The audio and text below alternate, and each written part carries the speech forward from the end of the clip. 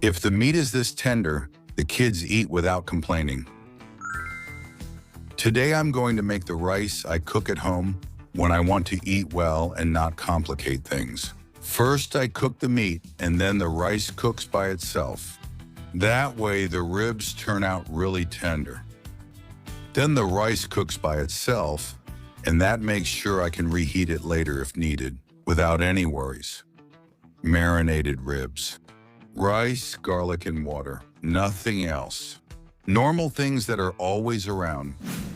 I start by cutting the ribs, and I actually buy a rack of ribs that's already marinated to save time. If you want, you can season it yourself however you like, with plenty of paprika and a lot of flair. But marinated, it's already great. I'm also going to cut, in this case, into slices, 4 cloves of garlic. And these are all the preparations this recipe requires. I start by browning the garlic, just to add some base flavor, for which I pour a good splash of oil into a nice pot, set it over medium or medium-high heat, and add the sliced garlic we prepared earlier. Now I brown the ribs well. So when the garlic is starting to brown, we add the ribs. We want to sear them so that all the juices from the meat stay inside and they turn out much juicier. So we add the ribs and we let them brown. We want the outside to get golden.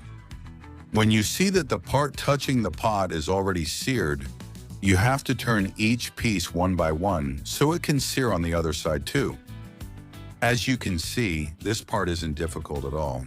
Well, once you have it, you'll wait for it to brown on this side too, and you'll have something like what you see here, marinated ribs.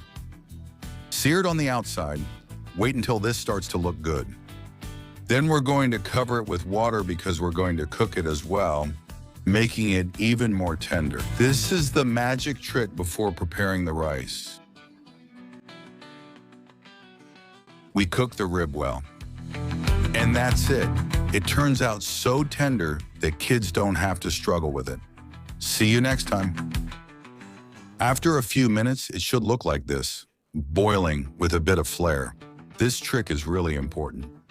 It's what turns this recipe into something magical. And when you notice that the meat might be ready, give it one last stir and check it. Just poke the meat with a fork. If it goes in very softly and easily, the meat is ready. So far easy, right? Great, at this point, with the ribs already cooked, you could stop if you have something else to do or need to go somewhere else. You can leave calmly and not right away. At the exact moment, you just have to prepare the rice. And now, yes, now you have to count. A measuring cup, 2 cups of rice, and 6 of water. I'm on it. So let's go with the rice. I'm going to add 2 heaping cups, and in it goes. There it is. And I'm going to add 6 cups of water. With the same measure, I add 6 small cups or little cups of water. And in it goes. If the water is warm, that's even better, because it will take less time to heat up. Once you have the 6 cups inside, you add the salt you prefer. Since the ribs are already a bit seasoned, don't overdo it because it will already have some salt. But a little touch is always good. We mix a little so all the flavors are distributed, and now we have it going. All that's left is to cover it and wait until the rice is cooked to your personal taste. And we let it cook gently. These kinds of dishes aren't meant to be rushed. They're meant to be enjoyed calmly. If you want the flavors to blend properly, don't stir with a spoon. Always use the pot itself. That little twist will be enough to distribute the flavor evenly. No weird lumps, no sauces, no fuss. If you like these reliable homemade recipes, subscribe.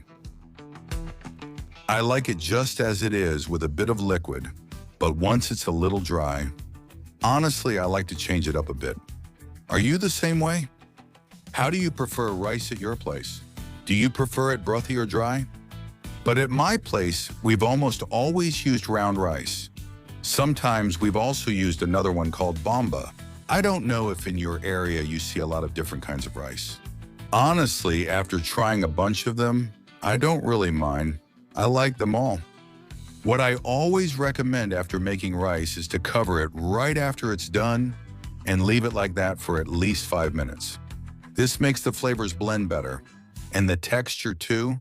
Then you just have to serve it and enjoy. Look at this little casserole we've made with very little effort and lots of guaranteed smiles. A creamy and delicious rice dish that I'm sure is a hit at my house.